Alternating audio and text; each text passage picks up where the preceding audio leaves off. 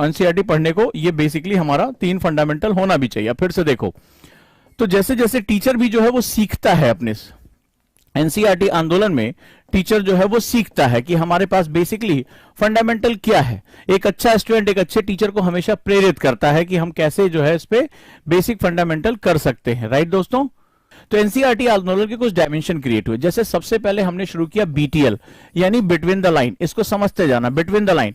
Between the line का मतलब होता है कि ढेर सारे एनसीईआरटी के फैक्ट्स नहीं रटने। ढेर सारी मार्केट में किताबें हैं, उनके क्रक्स आ रहे हैं, कोई उसके नोट्स बना रहा है, उसमें ढेर सारा जो है इंफॉर्मेशन दे दिया है।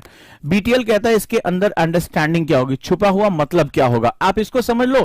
एनसीईआरटी तुम्हारे लिए बहुत छोटा है, इसीलिए जब एलडब्ल्यूएमआई नोट्स हम क्लास में बनाते हैं तो वो क्या होता है, सिकुड़ता हुआ वो एक पेज के अंदर आ जाता है, और आपके लिए ये आसान होता है। आपने पूरा चैप्टर उठाया और उसके साथ लिंक कर दिया।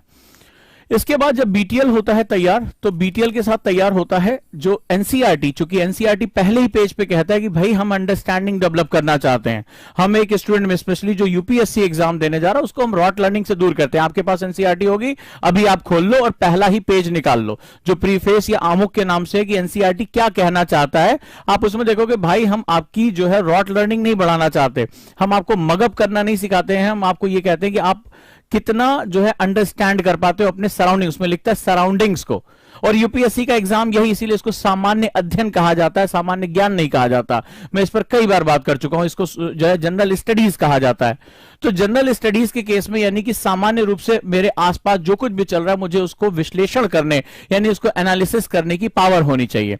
जब मैं उसको एनालिसिस कर पाऊंगा तो मेरा जो क्या होगा, अंडरस्टैंडिंग और इंटरडिसिप्लिनरी अप्रोच, ठीक है, इंटरडिसिप्लिनरी अप्रोच क्रिएट होता है, यानी अंतर विषयक ज्ञान होता है। अंतर विषयक का मतलब जो होता है वो ये होता है आप एक सब्जेक्ट से दूसरे सब्जेक्ट में अथॉरिटी के साथ एंटर कर जाएं, ठीक है, और एक दूसरे को क्या करें, लिंक कर दें।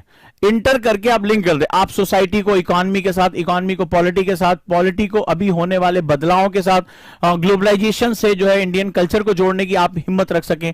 तो जब आप इस तरह से इंटरडिसिप्लिनरी अप्रोच करते हैं तो ये यूपीएससी की रिक्वायरमेंट होती है।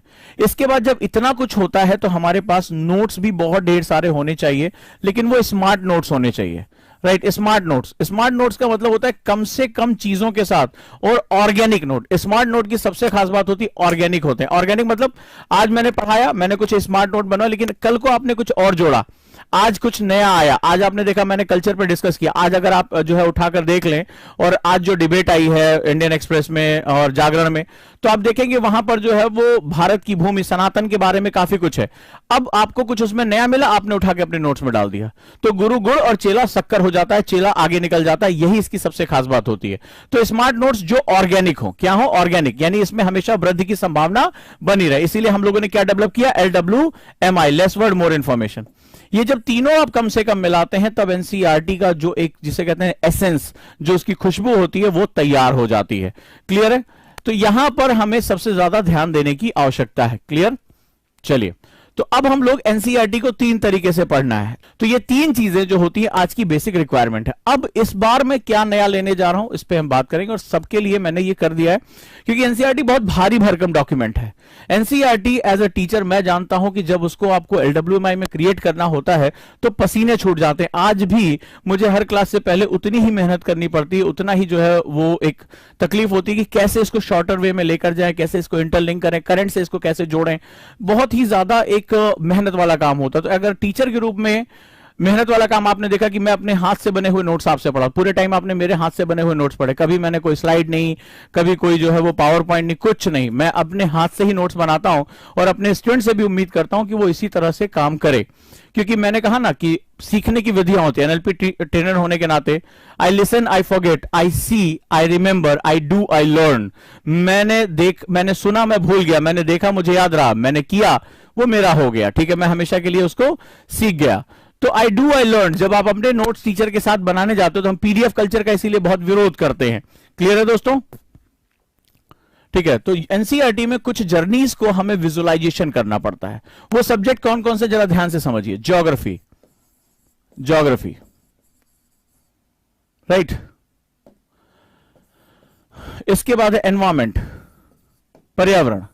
इसके बाद है आर्ट एंड कल्चर, और इसके बाद है हिस्ट्री। मुझे लगा ये चारों एक लंबी यात्रा को अपने साथ रखते हैं। इनका जो स्वरूप है वो काफी अमूर्त है। पॉलिटी का स्वरूप फिर भी हमारे संविधान के आसपास और संविधान के जो तीनों अंग हैं उसके रूप में वो जुड़ा हुआ, चाहे कार्यपालिका, विधायिका या जो है वो हमारी न्यायपालिका है। ज्योग्राफी में भी एक बहुत बड़ा हिस्सा स्टैटिक है। हमें पता है कि हमें जलवायु विज्ञान, हमें जो है जैव भूगोल, भू आकृति विज्ञान, ये सब पढ़ना है। लेकिन उसके बाद भी ज्योग्राफी में एक हिस्सा ऐसा आता है जिसमें मानव भूगोल प्रवेश करता है, ह्यूमन ज्योग्राफी प्रवेश करता है। और ये जब मानव भूगोल जब प्रवेश करता है तो ये जाकर जुड़ जाता है आर्ट एंड कल्चर से। मेरी बात को ध्यान से समझिएगा। आखिर ये आर्ट एंड कल्चर किसके द्वारा और किसके लिए है, फॉर हुम, ये किसके लिए है और किसके द्वारा है, बाय हुम।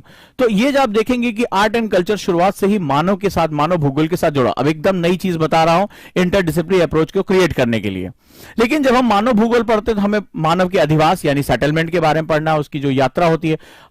हमें पढ़ाया जाता है कि भाई हिस्ट्री में एक अलग सेगमेंट है, आप आर्ट एंड कल्चर में जाएंगे, आप वो फलाना गुफाओं के बारे में पढ़ेंगे, आप फलाना चीजों के बारे में पढ़ेंगे।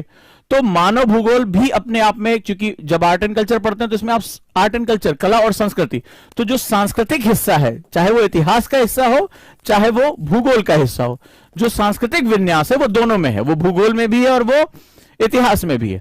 तो सांस्कृतिक विन्यासों में अगर हम अलग अलग लोगों को देखें तो जो आर्ट एंड कल्चर होता है वो वहां के मानव के जो अभिव्यक्ति होती है अपने, चाहे वो पत्थरों में हो, मूर्तियों में हो, आर्किटेक्चर में हो, कहीं पर भी उसकी अभिव्यक्ति के रूप में देखा जाता है। सो यहां पर अगर आज आप देखिए ध्यान से, जो ह्यूमन ज्योग्राफी है, जो मानव भूगोल का पार्ट है, क्या आपको नहीं लगता कि वो आर्ट एंड कल्चर से रिलेटेड है? ये जो आर्ट एंड कल्चर है वो मानव के लिए और मानव जो है वो आर्ट एंड कल्चर के लिए जुड़ा हुआ है, हाँ या ना? मैं आपकी सहमति चाहता हूं अगर मेरी बात आप तक पहुंच रही है कि इंटरडिसिप्लिनरी अप्रोच क्रिएट किया जा सकता है, एक जर्नी को लिंक किया जा सकता है। ये मेरी इस बार की नई खोज है, ये इस बार का एक मेरा आपके लिए एक नया इनोवेशन है। पिछली तीनों में तो मैं आपको मास्टर बना ही दूंगा, चाहे वो बीटीएल हो, चाहे वो एलडब्ल्यूएमआई हो और चाहे वो इंटरडिसिप्लिनरी अप्रोच हो। लेकिन इस बार एक नई जर्नी हम क्रिएट करने जा रहे हैं, चौथा डायमेंशन क्रिएट करने जा रहे हैं। घेर लेना हमें यूपीएससी को और बढ़ा देना एनसीईआरटी का वेटेज प्रीमियम की 50% तो मैं अकेले इसी के दम पे ठोक दूंगा। लेकिन उस तरीके से फैक्ट पढ़कर नहीं कि एनसीईआरटी का फैक्ट याद कर लिया और आप यूपीएससी में जाके आप 50% क्वेश्चन दे आओगे। क्वेश्चन समझ में आएगा तो ऑप्शन समझ में नहीं आएगा, ऑप्शन इतने ज्यादा टेढ़े टेढ़े होते हैं। लेकिन जब हम एनसीईआरटी को घेर लेंगे, एनसीईआरटी को चारों डायमेंशन से पकड़ लेंगे और इसमें पांचवा डायमेंशन आंसर राइटिंग हम जोड़ देंगे, जिस बार इस बार बहुत से बच्चों ने बहुत अच्छी आंसर राइटिंग की, बहुत से क्वेश्चन किए, टेस्ट दिए, तो उसकी वजह से हम एक डायमेंशन क्रिएट कर पाएंगे। अब आप मुझे बताइए, थोड़ा भी अगर आपको बेसिक जानकारी है, क्या human geography art and culture से जुड़ी हुई है? क्या ह्यूमन ज्योग्राफी में भी कैटेगरीज होती हैं? जैसे उसमें हम अगर बात करें तो जनजातीय समुदाय हो गया, ट्राइबल कम्युनिटीज हो गई, आदिवासी समुदाय हो गया, फॉरेस्ट ड्वेलर्स हो गए, इनके पास अपना एक आर्ट एंड कल्चर है। नॉर्थ ईस्ट के लोग अगर विशिष्ट आर्ट एंड कल्चर इनके पास है, बहुत ही अलग तरह का, अलहदा किस्म का जो है वो आर्ट एंड कल्चर है, जिसके बारे में हम बहुत ज्यादा जागरूक नहीं है। तो आज की डेट में अगर आपने देखा, इसी बार आपने देखा होगा, नॉर्थ ईस्ट को फोकस करके क्वेश्चन यूपीएससी जरूर पूछता है, ये तय है। तो अगर हम इन दोनों को जोड़ ले जाए तो हमारे लिए चीजों को समझना कितना आसान हो, क्योंकि भूगोल, मैंने हमेशा कहा था, भूगोल हमेशा संस्कृतियों को प्रभावित करता है। भूगोल से तय होती है जलवायु और जलवायु से तय होती है संस्कृतियां। जो आपका कल्चर होता है वो हमेशा ज्योग्राफी पे डिपेंडेंट होता है, याद रखिएगा। मैंने ऐसे कपड़े क्यों पहने, आपने उस तरह का क्यों पहना। आप, मेरा कोई स्टूडेंट इस समय हो सकता है मुझे कश्मीर में देख रहा हो, कोई स्टूडेंट हो सकता है मुझे साउथ में देख रहा हो, कोई नॉर्थ ईस्ट में देख रहा हो। आपका पहनावा अलग, रंग रूप अलग, आपके त्योहार अलग, कपड़े अलग, ये सब चीजें जो है वो बिल्कुल क्या होती हैं, अलग अलग होती हैं। सो यहां पर जो सबसे महत्वपूर्ण बात होती है, आर्ट एंड कल्चर और ज्योग्राफी को लिंक करना। अगर हम ये लिंक कर पाते हैं तो हमें इतना मजा आएगा। और अगर हम इसकी जर्नी क्रिएट कर पाए, फिर मैं जो वर्ड यूज कर रहा हूं बार बार, जर्नी, ये बहुत इंपॉर्टेंट है। क्योंकि जब हमारा स्टूडेंट पढ़ता है तो वो डब्बों की तरह पढ़ता है। सर आज आप हिस्ट्री की क्लास पढ़ाएंगे, ठीक है, कल भाई ज्योग्राफी पढ़ाएंगे, कल हम जो है वो आर्ट एंड कल्चर पढ़ेंगे, इस तरह से हम बात करते हैं। लेकिन अगर हमने जर्नी क्रिएट की कि हम ज्योग्राफी से होते हुए हिस्ट्री में प्रवेश करेंगे, आर्ट एंड कल्चर को उसके साथ जोड़ेंगे, तो वो जो जर्नी क्रिएट होती है वो आपकी जो नॉलेज का डायमेंशन होता है उसको बहुत एक्सपेंड कर देती है। इस बात को आप समझिएगा, ठीक है। तो चले, किसी ने पूछा क्लास कब से स्टार्ट होगा। क्लास स्टार्ट हो गई है। हमारे यहां जो है वो फालतू फंड की बातें नहीं होती हैं, क्लास स्टार्ट हो गई है। और जिसको लग रहा है कि क्लास का मतलब ये होता है कि उसमें मैं आऊंगा, बोलूंगा लिखो अकबर ने ये किया, तो वो यहां पे ओजांग आईएएस एकेडमी वो कल्चर नहीं है, आपको निराशा होगी। हम यहां पर सबसे पहले उसका पर्पस जानते हैं, उसके बाद हम उसको एस्टैब्लिश करते हैं, ठीक है। और इसी वजह से होता है शुरुआत में जो ये रटने वाले बच्चे होते हैं कि एनसीईआरटी के नाम पे कुछ फैक्ट रट लेंगे, उनको हमारे साथ उलझन होती है। लेकिन जो रुक जाते हैं उनको पता होता है कि इसके बाद उन्हें क्या मिलने जा रहा है। धीरे धीरे उनको अपने सब्जेक्ट से लगाव होता है और उनको समझ में आता है कि ये चीज थी जो हम मिस कर रहे थे, राइट। तो चलिए हम यहां बात करने जा रहे हैं कि हम कैसे एक जर्नी क्रिएट कर सकते हैं। जिस दिन आप जर्नी क्रिएट करना शुरू हो जाओगे, यानी यात्रा के स्वरूप में, तो हम कहीं घूमने जाते हैं हमें मजा आता है, हम एक सब्जेक्ट से दूसरे सब्जेक्ट में अंदर से ऑटोमेटिकली प्रवेश करना शुरू कर देंगे। अब मुझे ये समझ में आया कि जब हम अलग अलग सब्जेक्ट्स पढ़ते हैं, अलग अलग चीजें जानते हैं, तो कई बार हमारे लिए उसका विजुअलाइजेशन बहुत मुश्किल हो जाता है। हम सब्जेक्ट को कई बार महत्वपूर्ण छोटे छोटे शब्द हो गए, छोटे छोटे कॉन्सेप्ट्स हो गए, वो हमसे मिस हो जाता है, हम उसको विजुअलाइज नहीं कर पाते हैं। इसके लिए इस बार मैंने शुरुआत की है मैपिंग से। मैपिंग यानी मानचित्रावली। मानचित्रावली, अब ये मानचित्रावली क्या है, क्या काम करेगी? मानचित्रावली बेसिकली 4 सब्जेक्ट्स के लिए बहुत इंपॉर्टेंट होती है। Can I understand my geography, in fact human geography, मानव भूगोल।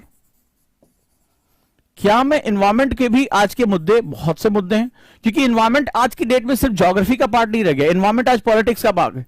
इसके बाद थर्ड वन जो है वो आर्ट एंड कल्चर, जैसा मैंने अभी बताया, और हिस्ट्री। हिस्ट्री में बहुत से ऐसी घटनाएं होती हैं जिनको जोड़ना हमारे लिए बहुत ही ज्यादा जरूरी है, राइट। तो ये अगर हम शुरुआती दौर में, यानी कि सब्जेक्ट में एंटर होने से पहले अगर हम थोड़ा सा मैपिंग करते हैं और हम मैपिंग के फंडामेंटल समझ लेते हैं, जैसे मैंने आपसे कहा, कई मैंने बच्चों से बात किया, आपको बहुत आराम से पता होगा हड़प्पा कल्चर, बहुत आराम से आपको पता होगा, ठीक है। और आप याद भी कर लेते हो लोथल में क्या मिला, जो है मोहनजोदाड़ो में क्या मिला, XYZ। लेकिन अगर मैं तुमसे पूछूं कि उसकी जो ज्योग्राफिकल स्थिति थी वो क्या थी, वो किस रूप में थी और वही क्यों थी, और भूगोल ने इस इतिहास को रचने में क्या मदद किया, ठीक है। भूगोल ने इस इतिहास को रचने में क्या मदद किया, किस रूप में जो विभाजन हुआ वो किस रूप में हुआ, कहां पर उसका जो हमें प्रत्यक्ष मिलता है, और किस रूप में संस्कृतियों का विस्तार होता है। अगर मैं तुमसे बात करूं छोटे छोटे शब्दों के बारे में, इतिहास के, किस रूप में रजवाड़े आगे बढ़े, डायनेस्टीज आगे बढ़ी, जो है महाजनपद आगे बढ़े, तो बहुत आपको कई बार क्या होता है कि आप फैक्ट के रूप में याद करते हैं। अगर मैं विजुअलाइजेशन मैप के माध्यम से समझ जाऊं तो मेरे लिए चीजें कितनी आसान हो जाएंगी, कितनी आसानी से मैं इन चीजों को समझ पाऊंगा कि हाँ ये हिस्ट्री में ऐसा हुआ। फिर जब मैं क्लास पढ़ाने आऊंगा तो इससे आपकी जो अंडरस्टैंडिंग है वो कई गुना बढ़ जाएगी।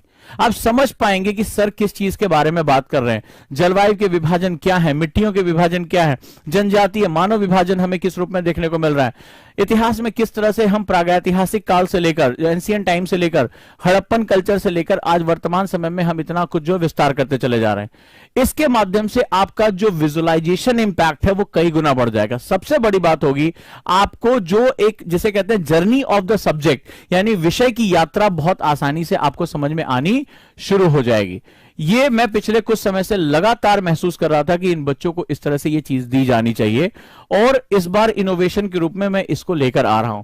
हालांकि ये सबके लिए बहुत जरूरी है, हम बहुत फैक्ट याद करते हैं लेकिन हम उसको विजुअलाइज नहीं कर पाते। छोटा सा एग्जांपल लेता हूं आपसे, नालंदा। नालंदा के बारे में आपने बहुत सुना होगा, सभी लोग जानते होंगे, लेकिन क्या आप नालंदा की मैप पे लोकेशन बता सकते हैं?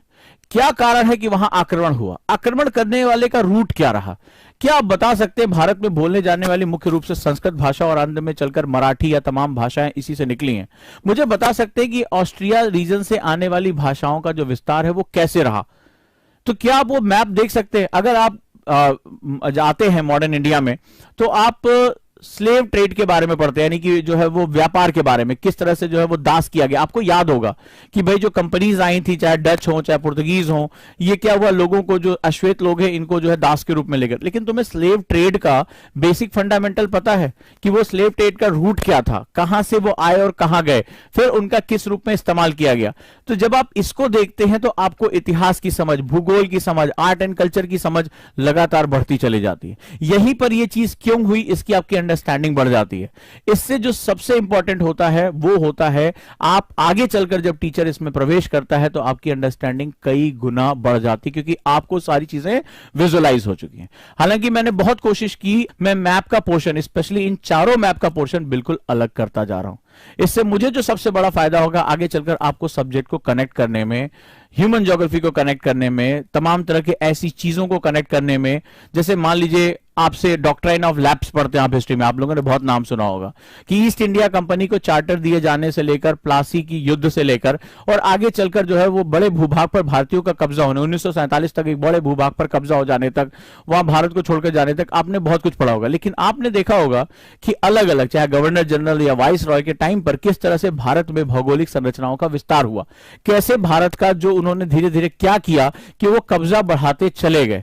और इस तरह अगर आप उसको विजुलाइज कर पाते हो कि क्या उन्होंने अटैक किया, किस तरह से अटैक किया, कि धीरे धीरे वो उन्होंने 200 सालों के अंदर भारत के पूरे भूभाग पे, यानी इंडियन सब कॉन्टिनेंट के पूरे हिस्से पर उन्होंने अपना कब्जा जमा लिया, तो इससे आपकी अंडरस्टैंडिंग कई गुना बढ़ जाती है। एग्जाम्पल लेता हूं, ठीक है, आज एक बेसिक फंडामेंटल के साथ जाता हूं। तो मैं सबसे पहले आप सभी को आमंत्रित करूंगा इस मैपिंग की क्लास में। एनसीईआरटी बेस्ड पूरी मैपिंग रहेगी और इन चारों सब्जेक्ट्स को मैं बैलेंस करने का प्रयास करूंगा कि आपको एक बेसिक संरचना जो है वो पता चले, फिर आगे एनसीईआरटी को जोड़ने में आपको बहुत मदद हो जाएगी। चलिए शुरू करते हैं हम लोग। अब जब हम मानव भूगोल में आते हैं तो हम ढेर सारे जनजातीय लोगों के बारे में पढ़ते हैं, ट्राइबल ग्रुप्स के बारे में पढ़ते हैं। आपको पता है कि क्वेश्चन वहां से अक्सर आता रहता है, क्योंकि ट्राइबल पीपल एक खास तरह के आर्ट एंड कल्चर को भी जन्म देते हैं, एक खास तरह के जो है वो कला और संस्कृति को भी जन्म देते हैं।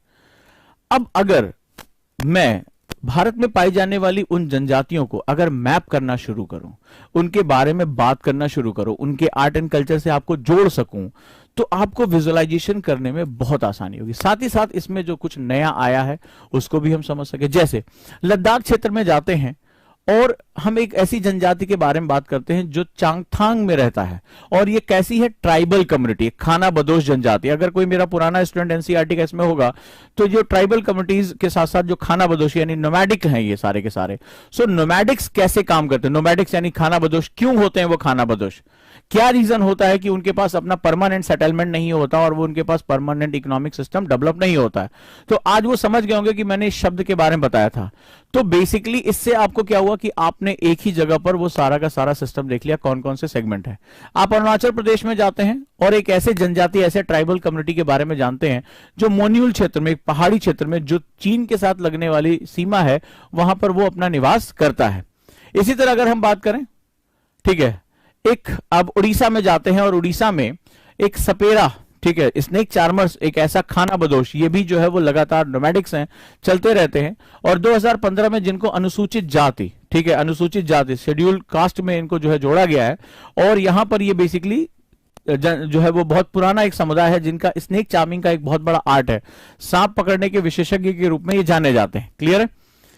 इसी तरह अगर मध्य प्रदेश में चलते हैं तो बैगा जनजातियों का प्राकृतिक आवास रहा राष्ट्रीय पार्क, वो नेशनल पार्क जहां पर एक खास तरह की जनजाति रहती है जो संरक्षित है, वो बैगा जनजाति। तो वो जगह कौन सी है और उसके बारे में हम क्या ले सकते हैं बात।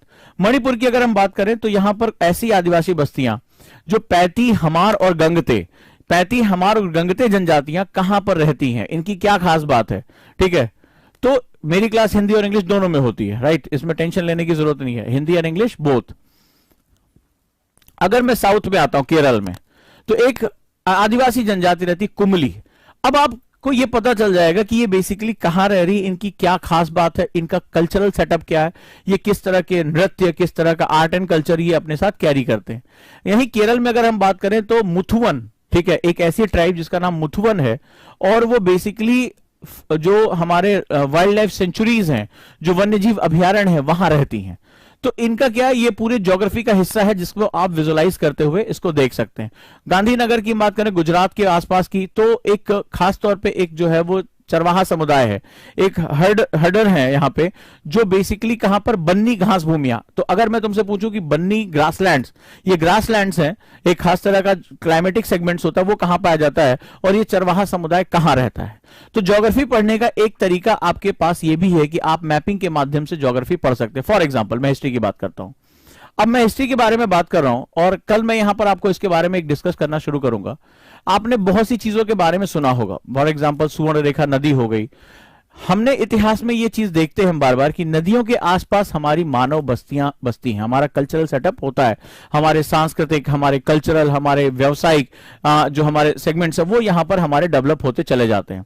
आपने बादामी का नाम सुना होगा, आपने हिस्ट्री में बहुत बार बार इसका नाम सुना होगा। क्या खास बात है इसकी?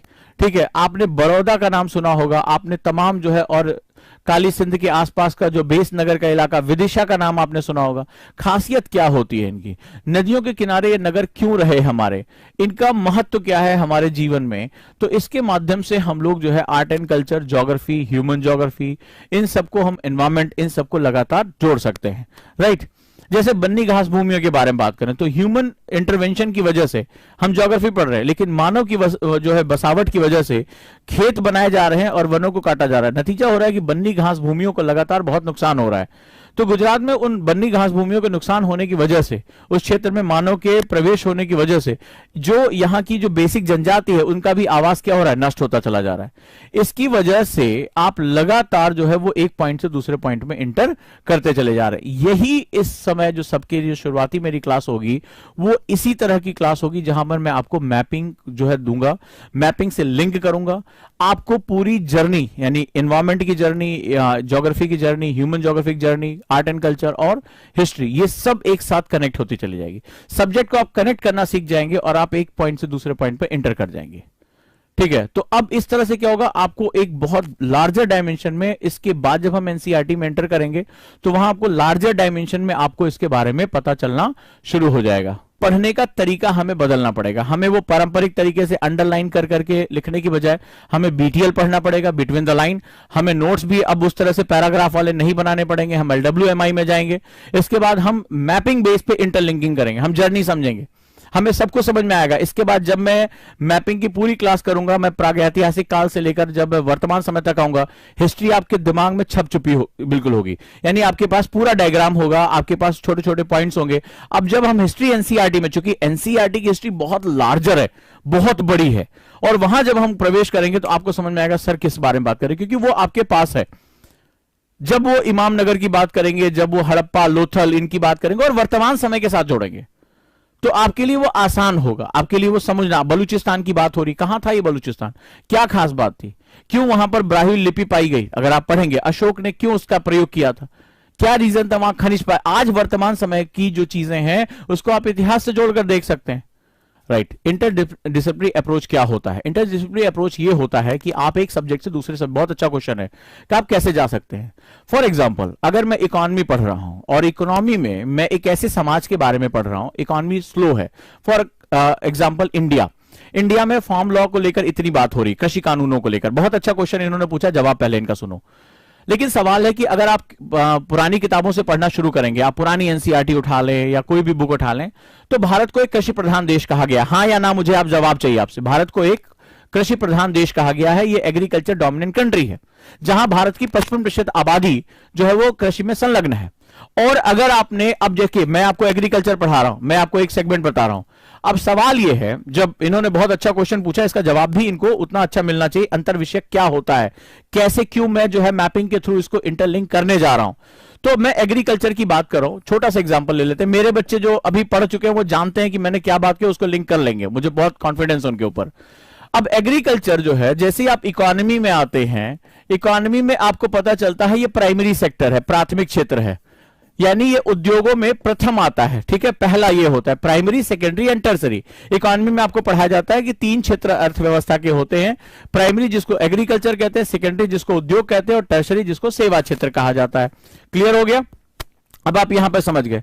तो एग्रीकल्चर में आपने देखा कि अगर आप हिस्ट्री पढ़ते हैं, अब जैसे मेरे बच्चों ने जब हिस्ट्री मेरे साथ पढ़ी, तो कल जब मैंने आपको भूमि के बारे में बताया, कॉर्नवालिस के बारे में, जमींदारी बताया, आपको जो है वो रैयतवाड़ी, महलवाड़ी बताया, आपको समझ में आ गया कि बेसिक फंडामेंटल है कहां, प्रॉब्लम कहां है। प्रॉब्लम के लिए आपको इतिहास उठाना पड़ेगा कि लैंड तो यार किसी के पास बची नहीं, और उससे भी पहले आपको कंपनी के शासन पे जाना पड़ेगा कि कैसे उन्होंने भारत की जो हस्तशिल्प है, भारत का जो सेगमेंट है वो बर्बाद कर दिया। अब इंटरडिसिप्लिनरी की पावर देखिए, बड़े ध्यान समझिएगा, जितने भी बच्चे तैयारी करने जा रहे हैं, अगर ये इंटरडिसिप्लिनरी अप्रोच नहीं है तो यूपीएससी आपसे ये नहीं पूछेगा भारतीय कृषि से आपका क्या तात्पर्य है, ये नहीं क्वेश्चन पूछेगा वो। ये यूनिवर्सिटी में आपने कॉलेज में छोड़ा हो, यूपीएससी बहुत डेप्थ में जाकर आपका दिमाग निचोड़ लेता है, और यूपीएससी है ही इंटरडिसिप्लिनरी अप्रोच। अब देखो क्या होगा, मुझे आज भारत के हम कानून क्यों लेकर आ रहे हैं, हमने 3 जो है कानून क्यों बनाए थे, या भारत में हम कृषि सुधारों के बारे में बात क्यों कर रहे हैं। सुधार इसलिए करते क्योंकि बिगड़ा हुआ है, कहते ना इसको सुधार दो मास्टर साहब, अरे बिगड़ा हुआ तब तो सुधार रहे ना उसको। इसका मतलब है आज जो हमारे पास एग्रीकल्चर के जो सेगमेंट्स हैं, एग्रीकल्चर में बहुत सी बिगड़ी हुई बातें हैं, वो भी मैं आऊंगा। अब मुझे इस बात को समझने के लिए मुझे इतिहास खंगालना पड़ेगा, प्रॉब्लम कहां से। अगर तुम आज प्रॉब्लम समझने की कोशिश करो कभी नहीं समझ पाओगे। आज प्रधानमंत्री ने कहा कि भारत में एग्रीकल्चर में 80% लोग ऐसे हैं जिनके पास 2 हेक्टेयर से कम भूमि है। ये उन्होंने कहा, ये फैक्ट है। भारत में एक्चुअली में 1.3 हेक्टेयर भूमि है, प्रति व्यक्ति के हिसाब से उपलब्ध है। मान लेते हैं 2 हेक्टेयर भूमि है, तो इसका मतलब है ये 2 हेक्टेयर की बात आई कहां से, क्योंकि अगर आप मेडाइवल हिस्ट्री पढ़ते हो तो भाई भूमि का स्वामी तो राजा या बादशाह होता था। तो कहां से ऐसा चेंज आया कि भूमि खरीदने बेचने की चीज हो गई। आप इतिहास में जाकर, हिस्ट्री में जाकर आप इसकी पड़ताल करते, आप पाते हैं कि किस तरह से हमारे यहां जो उद्योग थे, हैंडीक्राफ्ट था, दस्तकारी, इसको खत्म किया गया। लैंड के ऊपर प्रेशर बढ़ा, एग्रीकल्चर नीचे आ गया, और एग्रीकल्चर को फिर खरीदने बेचने की चीज कर दी गई। और वहां पर जो है अंग्रेजों ने जो तमाम जमींदारी व्यवस्था और इस तरह की व्यवस्था की, लैंडलॉर्ड वो लेकर आए। उससे क्या हुआ, धीरे धीरे जो काश्तकार था, जो पीजेंट था, किसान नहीं, फार्मर नहीं, पीजेंट जो था, वो धीरे धीरे क्या हुआ, निचुड़ता चला गया। ठीक है, और एक व्यवस्था आती ऐसी चली गई जहां सप्लाई चेन लंबी हो गई, बहुत लंबा। अंग्रेज जमींदार को जमींदार, साहूकार को साहूकार, कृषक को नोचना शुरू कर दिया, तो वो बीमारी आती चली गई। आजादी के बाद इसको एड्रेस किया जाना था, नहीं एड्रेस कर पाए। 2 तरह से एड्रेस होना था, एक होता है प्रत्यक्ष। अब ध्यान से देखो, इकोनॉमी को समझने के लिए भी अब तुम्हें आजादी के बाद का इतिहास पढ़ना पड़ेगा। अब आगे इसमें तुम्हें क्या करना है, रिफॉर्म करना है। अब ध्यान से समझते जाओ, ये कितना बवाली मैं तुम्हारे सामने लिखूंगा, और एनसीईआरटी में तुम्हें कैसे पकड़ना, चाहे खुद से पढ़ो, मेरे साथ पढ़ो, कैसे भी पढ़ो, लेकिन पढ़ना तुम्हें ऐसे ही है। नहीं तो इंटरडिसिप्लिनरी अप्रोच नहीं क्रिएट कर पाओगे तो कभी नहीं समझो। अब जो बोर्ड पे होने जा रहा है उसको ध्यान से देखो कि मुझे रिफॉर्म करना है, मुझे सुधार करने हैं।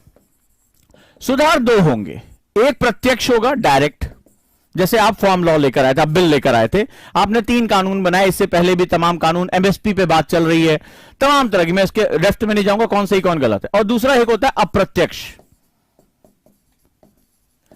प्रॉब्लम क्या है, प्रॉब्लम कहता है कि एग्रीकल्चर में जो लैंड है उसके ऊपर प्रेशर बहुत ज्यादा है।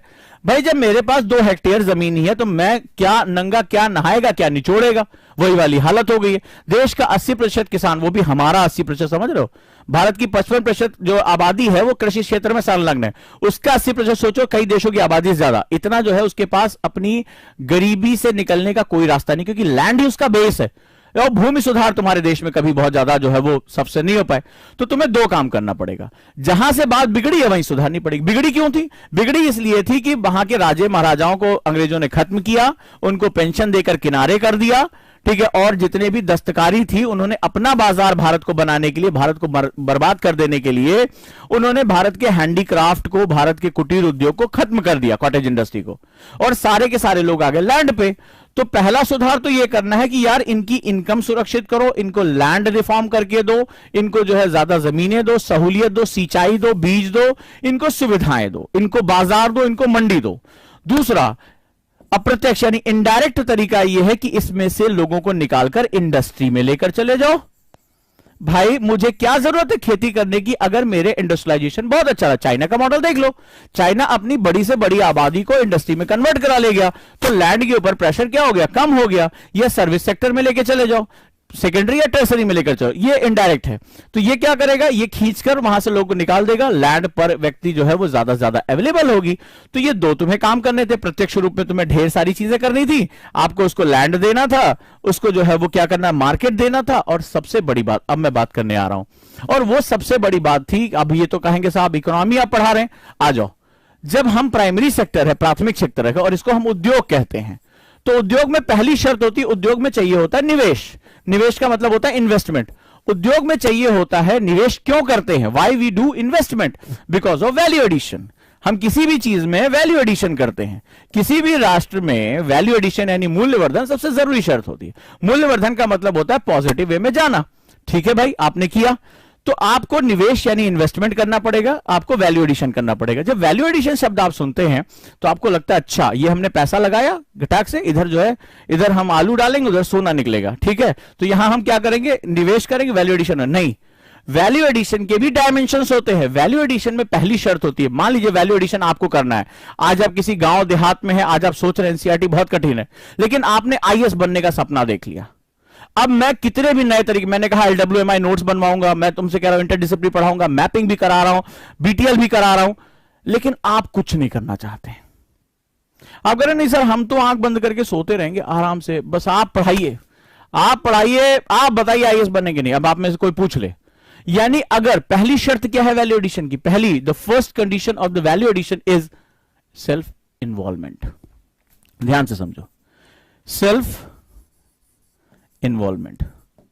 क्वेश्चन है एक मेरा, तो पहली जिम्मेदारी वैल्यू एडिशन की किसकी है? मान लो मैं तुम्हें लाख गला फाड़ के पढ़ा दूं, मैं तुम्हें बेस्ट से बेस्ट पढ़ा दूं, लेकिन अगर तुम तैयार नहीं, सेल्फ इन्वॉल्वमेंट नहीं कर, तुम्हें पढ़ ही नहीं रहे हो, तुम सुन ही नहीं रहे हो, तो फिर जब पहली शर्त तुम सेल्फ जो इन्वॉल्वमेंट नहीं कर रहे हो, यानी तुम खुद जो है शुरुआत नहीं कर रहे हो, तो कभी भी वैल्यू एडिशन की शुरुआत नहीं हो सकती, नहीं हो सकती। सरकार क्या कर रही है, गवर्नमेंट ऑर्गेनाइजेशन क्या कर रही है, डजंट मैटर।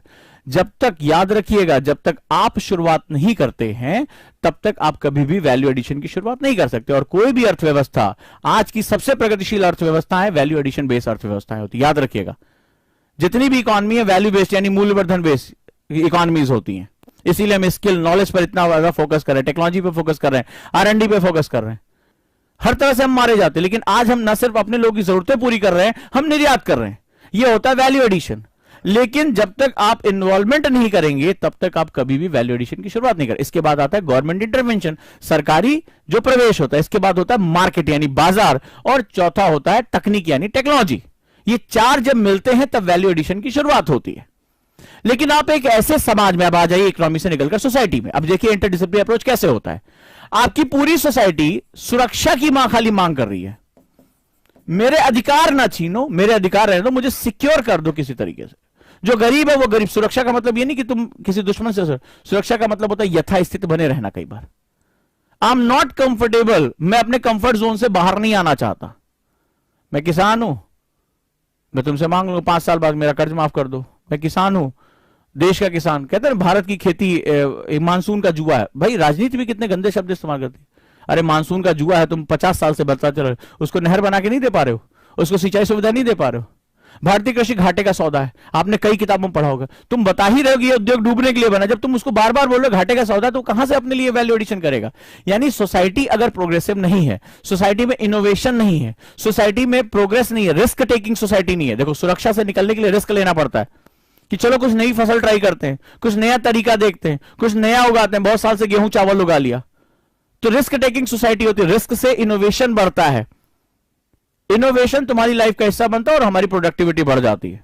बड़ा सिंपल सा फंडा है। तो आप एक ऐसे समाज की परिकल्पना करो जो जड़वत है, जो इनर्शिया के साथ है, वो बदलाव नहीं चाहता या बदलाव नहीं कर पा रहा है, यह बदलाव का विरोधी भी है। आपने देखा अभी क्या हुआ, बदलाव का विरोधी भी है, उसके पक्ष में भी बदलाव है तो भी उसका विरोध कर रहा है राजनीति के कारण। ये पूरे देश ने जो है सब कुछ देखा। तो अब ऐसी कंडीशन में क्या होगा, ऐसा समाज कभी भी वैल्यू एडिशन की शुरुआत नहीं कर पाया। फॉर एग्जाम्पल है, तो आपसे आपने कहा पिताजी मुझे एक उद्योगपति बनना है, आज की डेट में बहुत से यूथ हैं, बहुत अच्छा अच्छा काम कर रहे हैं, यूनिकॉर्न इंडिया में जा रहा है।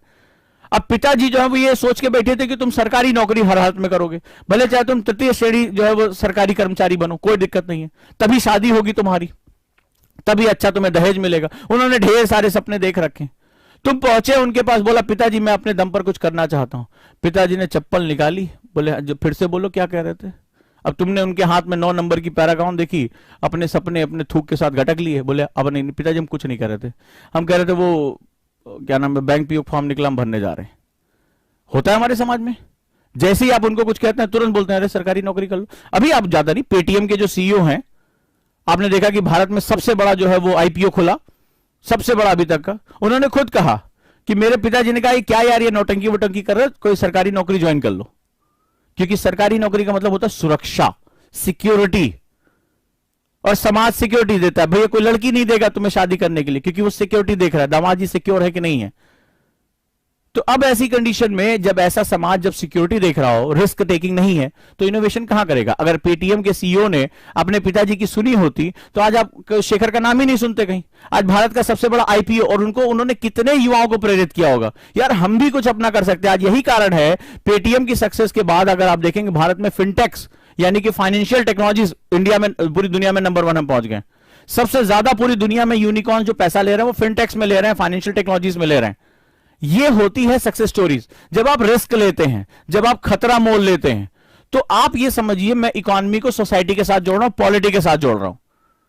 तो ये जो जोड़ने की कला है, ये जो बोर्ड पे लिखा है, यही है यूपीएससी। ऐसा मत समझिएगा एनसीईआरटी केवल फैक्ट रटने का नाम नहीं है। अगर यूपीएससी को समझना चाहते हो तो एक पॉइंट को दूसरे पॉइंट से लिंक करना आपको आता होना चाहिए। और अगर ये जिस दिन आप सीख गए उस दिन आप खुद कहेंगे sir union public service commission मुझे कब बुला रहा है, मुझे बस उस दिन का इंतजार है। इतना कॉन्फिडेंस आ जाएगा। यही मैं कोशिश करूंगा आपके साथ कि आप इस तरह के कॉन्फिडेंस के साथ ही आगे बढ़ें और अच्छे से अपनी पढ़ाई को करें। क्लियर है? तो मेरी बात आप लोगों को समझ में आई? बड़ा इंपॉर्टेंट है, बहुत इंपॉर्टेंट सेगमेंट है ये आपके लिए। तो यहां पर अगर आप करेंगे तो बहुत ही अच्छा रहेगा। Divyoday please take class in English. मैं दोनों लैंग्वेजेस में यूज करता हूं और मेरे नोट्स इंग्लिश में होते हैं, मैं उसको हिंदी में बोलता हूं और लिखवाता हूं। और LWMI भी वैसे भी ज्यादा लिखने के लिए होता नहीं है, वो एक अलग ही लेवल का नोट्स होता है, तो कोई परेशान होने की जरूरत नहीं है।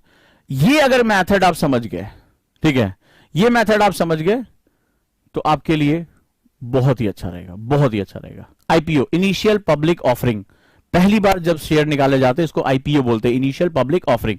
जब जनता आप पे भरोसा करके आप पे पैसा डालती है, जब आपके पास एक बेस होता है, यानी जनता अब आपकी कंपनी में आप भागीदार हो गए, शेयर होल्डर हो जाती है। आईपीओ वर्जिन शेयर्स होते हैं, इससे पहले वो खरीदे बेचे नहीं जाते। कोई नई कंपनी जब पहली बार शेयर मार्केट में आती है तो आईपीओ निकालती है। ये बताती है कि लोगों का आपकी कंपनी में कितना भरोसा है। आज भारतीय इस भरोसे को पैदा कर, आज भारतीय युवा, आप जो यूनिकॉर्न्स के बच्चे 32 साल 33 साल 36 साल, ये एज है हमारे एंटरप्रेन्योर्स की, ये वो बेहतरीन कार्य कर रहे हैं। तो भारत एक अगला सेगमेंट देख रहा है, लेकिन भारतीय समाज में एक विरोधाभास है।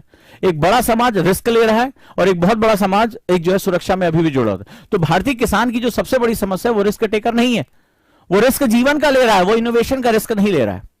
और इसीलिए क्वेश्चन ये भी है कि जब कानून सरकार बनाती है तो जनता खुद क्यों नहीं अपने लिए कुछ मांग करती है। क्वेश्चन ये है कि क्या 20% लोगों ने इस कानून को जब रद्द कराया तो 80% लोग कहां थे जिन्होंने अपने हक की ना मांग की और ना वो अपने हक के बारे में जागरूक हो पाए। ये एक बहुत बड़ा क्वेश्चन है, क्योंकि सरकार की शक्तियां लोगों की शक्तियों के साथ जुड़ जाती हैं, लोगों की शक्तियां ही सरकार की शक्तियां होती है। The peoples power is the power of government. अगर लोग साथ है, नहीं भाई तुम हमारे उसको हाईजैक क्यों कर रहे हो, तो लोग किनारे हो जाते हैं वहां से, लेकिन सरकार कुछ नहीं कर सकती।